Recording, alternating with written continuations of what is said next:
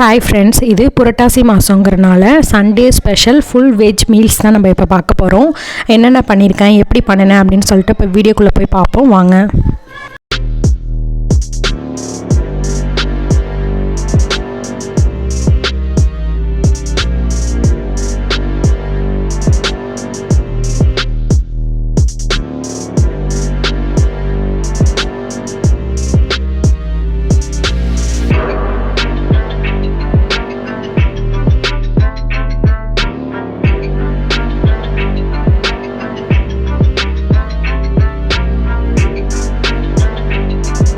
வீடியோக்குள்ளே போகிறதுக்கு முன்னாடி இது வரைக்கும் நம்ம சேனல் யாராச்சும் சப்ஸ்கிரைப் பண்ணல மறந்துட்டீங்க அப்படின்னா மறக்காமல் சப்ஸ்கிரைப் பண்ணிடுங்க. பக்கத்தில் இருக்க பெல் பட்டனையும் கிளிக் பண்ணிடுங்க. கிளிக் பண்ணி ஆல் கொடுத்துருங்க. அப்போ தான் நான் போகிற எல்லா வீடியோஸும் உங்களுக்கு நோட்டிஃபிகேஷனில் வரும். இப்போ வாங்க வீடியோக்குள்ளே போகலாம். ஃபஸ்ட்டு பன்னீர் பட்டர் மசாலா செய்கிறதுக்கு குக்கரில் 2 வெங்காயம், பெரிய வெங்காயம் கட் பண்ணி வச்சுருக்கேன், 2 தக்காளி, ஒரு பூண்டு, ஒரு பச்சை மிளகாய், கொஞ்சோண்டு தண்ணி விட்டு விசில் வச்சுருவோம். ஏன்னா இதை வதக்கிட்டு இருந்தோம்னா லேட் ஆகும், நிறைய ஐட்டம் செய்கிறனால. அதனால் குக்கரில் வச்சோம்னா கொஞ்சம் சீக்கிரம் முடியும், டேஸ்ட்டும் ஆனால் நல்லாயிருக்கும்.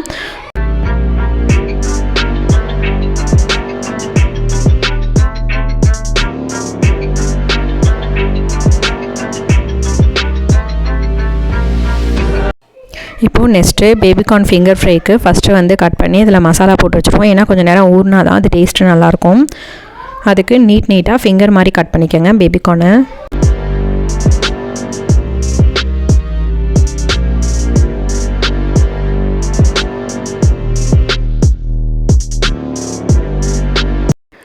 பேபிகார்ன் எல்லாமே நீட்டாக கட் பண்ணியாச்சு. இப்போ இதுக்கு தேவையான மசாலாலாம் ஆட் பண்ணிடலாம். கார்ன்ஃப்ளவர் மாவு 3 ஸ்பூன் கிட்டக்க இந்த ஸ்பூனால் போட்டிருக்கேன்.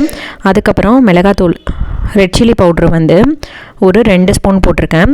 பாப்பாவுக்கு செப்பரேட்டாக காரம் வேணாம் அப்படிங்கிறதுக்காண்டி அவளுக்கு கொஞ்சம் தனியாக எடுத்து வச்சுட்டேன். அவள் காரம் இருந்தால் சாப்பிட மாட்டா. இப்போ கொஞ்சோண்டு கரம் மசாலா ஒரு 1/4 டேபிள் ஸ்பூன் அளவுக்கு போட்டிருக்கேன். தேவையான அளவு உப்பு சேர்த்துப்போம். இதுக்கப்புறம் அரிசி மாவு ஒரு ஸ்பூன், இதில் ஒரு 3/4 ஸ்பூனும் பாப்பாவோடதில் ஒரு 1/4 ஸ்பூனும் ஆட் பண்ணிக்கிறேன். இப்போ இது எல்லாத்தையும் மிக்ஸ் பண்ணி நல்லா ஊற விட்டுருவோம். குக்கர் 2 விசில் வந்துருச்சு, அதை ஆஃப் பண்ணிட்டேன். இப்போ இதில் கொஞ்சமாக தண்ணி ஆட் பண்ணி நல்லா மிக்ஸ் பண்ணிடுவோம்.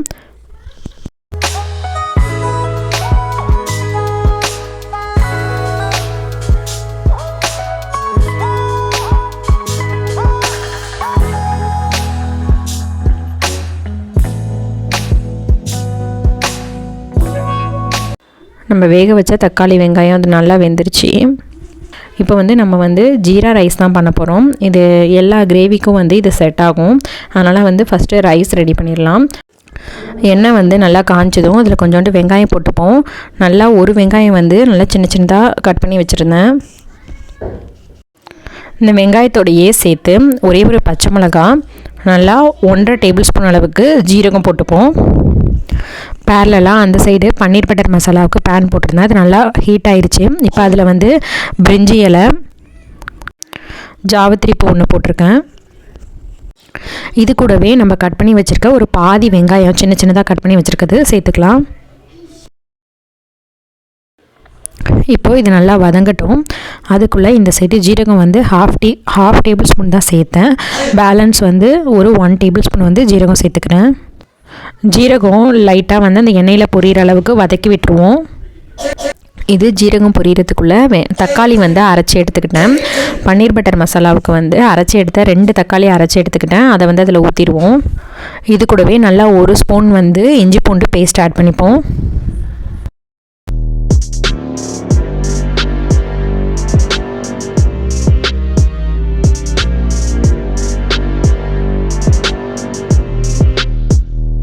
வெங்காயம் ஜீரகம்லாம் நல்லா வதங்கிடுச்சு. இப்போ பாஸ்மதி ரைஸ் அலசி எடுத்திருக்கேன் 1 டம்ளர். அதை இதில் போட்டு லைட்டாக அதில் எண்ணெய் அந்த இதிலே வறுத்துப்போம். வெங்காயம் ஜீரகம் அந்த எண்ணெயிலே லைட்டாக இந்த மாதிரி ரைஸை இந்த மாதிரி வறுத்துட்டு அதுக்கப்புறம் இதுக்கு தேவையான அளவு தண்ணி உப்பெல்லாம் சேர்த்துப்போம். அதுக்கு முன்னாடி உருளைக்கிழங்கு ஒன்று கட்லெட்டுக்கு ஒரே ஒரு உருளைக்கிழங்கு மட்டும் குக்கரில் போட்டு வேக வச்சுக்கிறேன். ஒரே ஒரு உருளைக்கிழங்கு கொஞ்சோண்டு தேவையான அளவு தண்ணி ஊற்றி உப்பு அதிலே சேர்த்து குக்கர் மூடி விசில் வச்சுருவோம். இப்போ ஜீரா ரைஸ்க்கு தேவையான உப்பும் இதில் நான் ஆட் பண்ணிட்டேன். லைட்டாக வறுத்துட்டு இதுக்கு தேவையான அளவு தண்ணி ஆட் பண்ணிடுவோம்.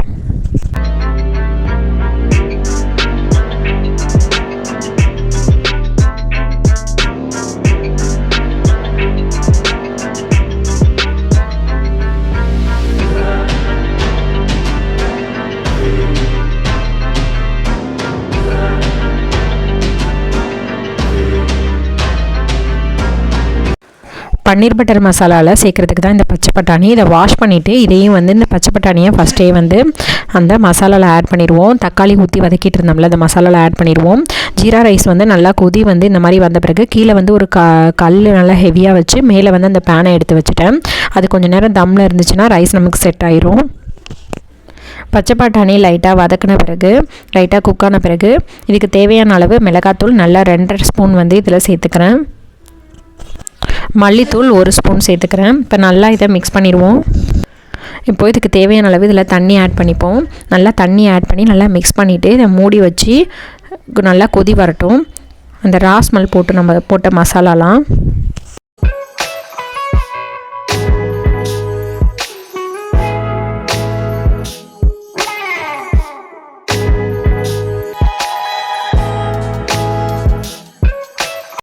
உருளைக்கிழங்கு வந்து குக்கரில் வச்சது 2 விசில் வந்துருச்சு. ஸோ ஆஃப் பண்ணிட்டேன். சப்பாத்திக்கும் மாவு வந்து சைடில் பிசைஞ்சு வச்சுட்டேன். இப்போ பன்னீர் கட் பண்ணிக்கலாம்.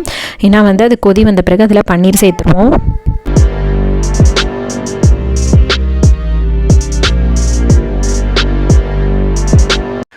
சைட்லேயே வந்து மஷ்ரூமும் வந்து க்ளீன் பண்ணிக்கிறேன். மஷ்ரூம் வந்து பெப்பர் ஃப்ரை பண்ண போகிறேன். அதுக்கு வந்து மஷ்ரூம் ஃபுல்லாக க்ளீன் பண்ணி எடுத்துக்கலாம்.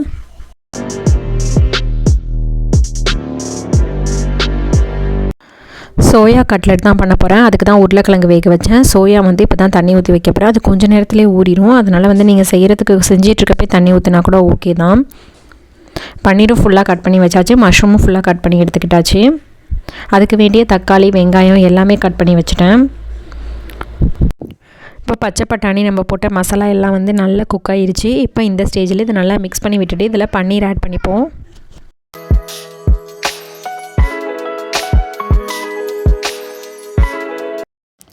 இதில் கொஞ்சோண்டு பட்டர் ஆட் பண்ணிப்போம். பட்டர் ஆட் பண்ண பிறகு கொஞ்சமாக தண்ணி எக்ஸ்ட்ரா ஆட் பண்ணி நல்லா மிக்ஸ் பண்ணி விட்டுட்டு லாஸ்ட்டாக வந்து கொஞ்சோண்டு நாட்டு சர்க்கரை ஆட் பண்ணி இதை மூடி வச்சுருவோம்.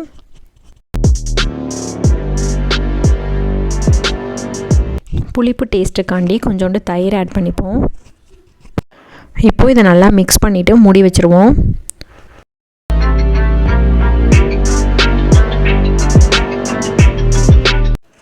ரைஸும் வந்து நம்ம ஆஃப் பண்ணிடுவோம். ஒரு 15 நிமிஷத்துக்கிட்டக்க தம்மில் இருந்துருச்சு. இப்போ இது குக்கர் ஓப்பன் பண்ணி உருளைக்கிழங்கு வந்து நல்லா வந்து நம்ம மசிச்சுப்போம். சேம் டைம் நம்மளோட பன்னீர் பட்டர் மசாலா ரெடி ஆயிடுச்சு. இதையும் ஆஃப் பண்ணிடுவோம்.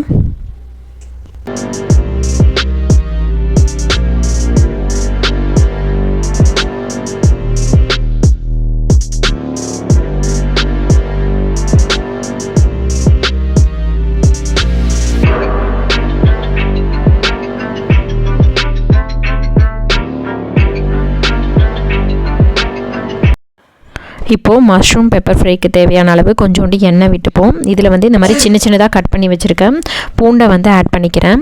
நல்லா ஒரு 10 பல்லு பூண்டு வந்து இந்த மாதிரி சின்ன சின்னதாக கட் பண்ணி வச்சுருக்கேன். அதுக்கப்புறம் நல்லா ஒரு தக்காளி இந்த மாதிரி சின்ன சின்னதாக, வெங்காயம் இந்த மாதிரி சின்ன சின்னதாக கட் பண்ணதை ஆட் பண்ணிப்போம். இப்போது இதை நல்லா வதக்கிப்போம்.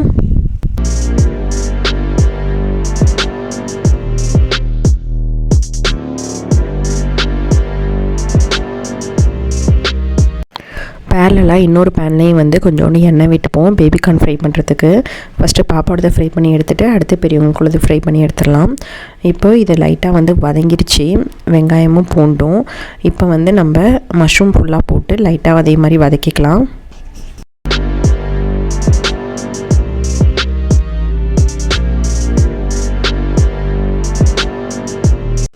இதுக்கு தேவையான சால்ட் ஆட் பண்ணிப்போம். மஷ்ரூம் வந்து வதங்கின பிறகு குவான்டிட்டி ரொம்ப கம்மியாயிரும். அதனால் எப்போதுமே இதுக்கு சால்ட் ஆட் பண்ணுறப்ப கொஞ்சம் கம்மியாகவே ஆட் பண்ணுங்கள். ஆயில் ஹீட் ஆகிடுச்சு. இப்போ பாப்பாக்குள்ளே பேபிகார்ன் வந்து ஃபஸ்ட்டு ஃபுல்லாக ஃப்ரை பண்ணி எடுத்துக்கலாம்.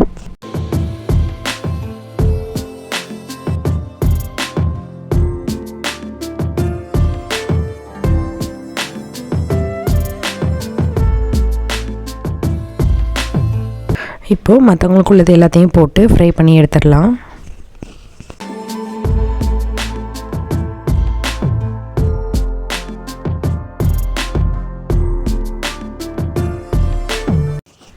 மஷ்ரூம் வந்து நல்லாவே குக் ஆகிருக்கும். இப்போ ஒரு தடவை வந்து ஃபுல்லாக வதக்கி விட்டுட்டு நமக்கு இதுக்கு தேவையான பெப்பரும் ரெட் சில்லி பவுடரும் ஆட் பண்ணிப்போம். நல்லா வந்து 1 ஸ்பூன் அளவுக்கு பெப்பர் வந்து நுணுக்கி வச்சுருக்கேன். அதை ஃபுல்லாகவே இதில் ஆட் பண்ணிடுவோம். 1/2 ஸ்பூன் வந்து மிளகாத்தூள் ஆட் பண்ணிப்போம். கொஞ்சமாக தண்ணி ஆட் பண்ணி நல்லா வந்து இதை வந்து ஃப்ரை பண்ணி எடுத்துப்போம்.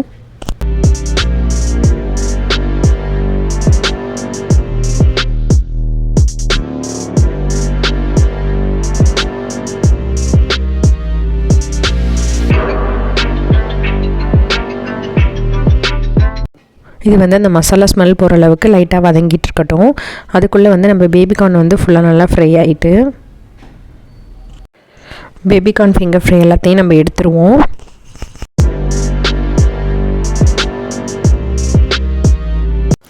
மஷ்ரூமும் நல்லா ஃப்ரை ஆகிருக்கும். ஆஃப் பண்ணிடுவோம்.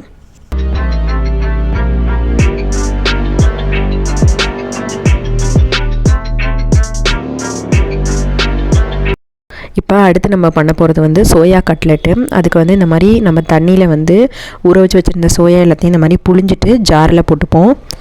இதில் கொஞ்சோண்டு ஜீரகம், ஒரு பச்சை மிளகாய், இதுக்கு தேவையான உப்பு எல்லாத்தையும் போட்டு இதை வந்து நல்லா அரைச்சி எடுத்துப்போம். இப்போது அரைச்சி எடுத்த பிறகு பொட்டேட்டோ, நம்ம வேக வச்ச பொட்டேட்டோவை வந்து நல்லா மேஷ் பண்ணி எடுத்துப்போம். அதுக்கப்புறம் நம்ம அரைச்சி வச்சுருக்க அந்த பேஸ்ட்டை வந்து இதில் ஆட் பண்ணிடுவோம். இதில் கொஞ்சோண்டு வெங்காயம், ஒரு 2 ஸ்பூன் மிளகாத்தூள், 4 ஸ்பூன் கார்ன்ஃப்ளவர் மாவு போட்டுப்போம்.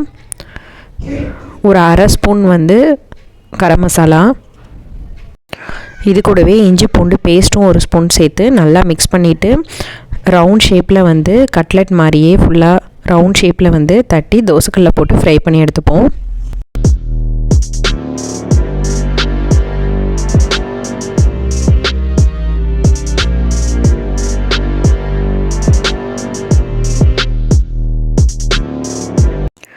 இது ஃப்ரை ஆகிற டைம்லேயே வந்து அந்த சைடு சப்பாத்தியும் போட்டு எடுத்துருவோம். கட்லெட் வந்து 2 சைடும் நல்லா குக் ஆகிடுச்சு. இப்போ இதை எடுத்துகிட்டு அடுத்த பேட்ச் இதே மாதிரி போட்டு எடுத்துடலாம்.